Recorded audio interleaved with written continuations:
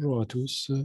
Je remercie tout d'abord le professeur Barouet, M. Marmont, le modérateur de cette session, de m'avoir invité à vous parler de simulation d'arthroscopie et programme d'entraînement qui en découle. Je suis interne en chercheur orthopédique à Rennes, actuellement en thèse de sciences au sein de l'équipe Médicis du laboratoire Rennes LTSI, thèse co-dirigée par le professeur Tomaso et Pierre Janin sur la thématique de la simulation VR en arthroscopie. Je n'ai pas de conflit d'intérêt en lien avec cette présentation. Alors, pourquoi parler de simulation car c'est une des réformes majeures de la réforme du troisième cycle des études médicales, associée à une baisse du nombre de corps, donc une limitation des apprentissages pratiques sur le sujet anatomique, et un engouement certain pour l'apprentissage par simulateur VR. Alors, quant à l'utilisation de simulateurs VR, il y a un certain nombre d'études qui existent dans la littérature, comme celle-ci récente, qui a montré l'acquisition des compétences de base en arthroscopie sur simulateur VR. Malheureusement, la limite de cette étude et la limite de certains nombres d'études dans la littérature, c'est de ne pas peu évaluer la transmission des compétences acquises du simulateur VR vers le bloc opératoire. D'où l'intérêt de créer des programmes d'entraînement associés à des projets de recherche en pédagogie pour valider ces simulateurs, notamment les simulateurs VR. Alors, il y a certaines composantes de validité que je vais vous présenter dans les points à venir. Commençons par la content validité qui correspond finalement à comment évaluer la procédure de la façon la plus adéquate possible, comment noter la compétence en somme. Alors, la plupart des simulateurs ont des grilles de compétences, des grilles de score comme celle-ci, avec des métriques. Malheureusement, souvent, la première métrique proposée par le simulateur, c'est le temps. Or, on sait bien que pour un interne, le plus important, c'est de ne pas d'aller le plus vite possible, c'est de bien faire la procédure avant de gagner en vitesse. Après, les métriques sont plus consensuelles, comme les ions, là, c'est lié à la procédure, comme la quantité de ménisques réséqués, des choses comme ça. L'idée de notre étude préliminaire présentée là, c'était de chercher un nouveau paradigme, une analyse des trajectoires dans leur globalité. Ce que nous avons fait, c'est que nous avons comparé deux groupes, un groupe de chirurgiens en fin de cursus, fin d'internat, début de clinica, arthroscopeurs, comparé à des chirurgiens experts en arthroscopie d'épaule. Nous avons fait faire cet exercice de retrait de corps étranger dans une articulation épaule native, et ce que nous avons pu voir, c'est une différence significative réelle de trajectoire. Pas forcément de compétences, mais de trajectoire. Donc, ce qu'on pourrait proposer à l'apprenant, c'est des conseils comme aujourd'hui ta trajectoire et celle d'un expert, des choses comme ça. Modifier finalement le système de notation. Ce qui découle vraiment du système de notation, c'est comment différencier l'expertise, donc la constructibilité du simulateur. Alors, il faut savoir qu'un certain nombre d'études ont déjà analysé, mais dans des conditions un petit peu limitées. Ça veut dire qu'ils ont comparé les chirurgiens très débutants des chirurgiens très experts sur des composantes majoritairement de temps, sur des procédures très simples. L'idée de notre projet, c'était d'analyser une procédure arthroscopique simple, donc une ménisectomie pour le genou, et comparer des chirurgiens de différents niveaux. 36 internes de première à deuxième année du réseau interrégional UCORTO, que je remercie vivement pour leur aide logistique et pratique pour ce projet.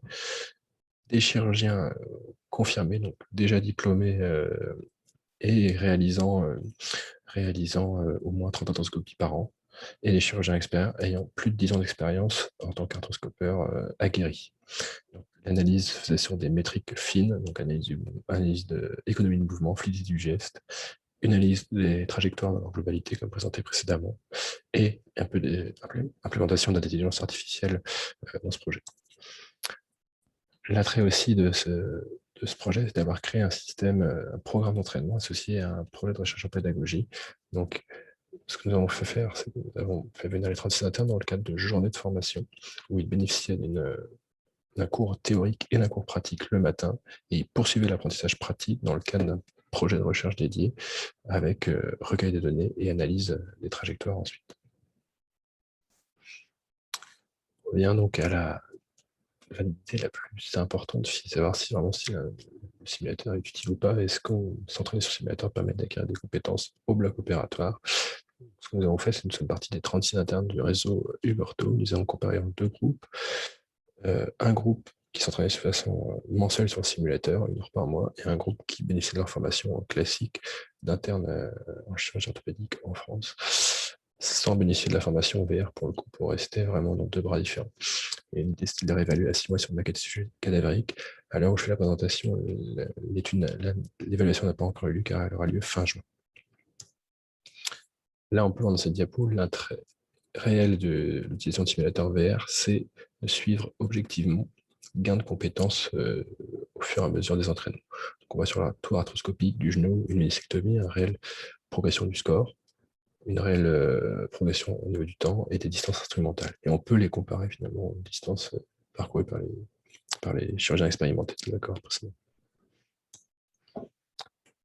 Par contre, quand on analyse les compétences sur maquette ou sur le cadavérique, il y a peu de métriques, si ce n'est le temps. Il faut passer sur des scores standardisés. Voilà, il existe un certain nombre dans la littérature anglo-saxonne. Voilà celui que nous avons utilisé. Nous l'avons traduit en français. Et l'idée, c'est d'avoir un score objectif. Donc, nous avons utilisé 2 évaluateurs indépendants. Nous avons sollicité pour participer à l'étude. Ils ne savaient pas, ils étaient en aveugle, ils ne savaient pas si le jeune chirurgien est ou pas formé par simulateur VR. Donc, l'idée, c'est de comparer les scores à travers ces systèmes de notation.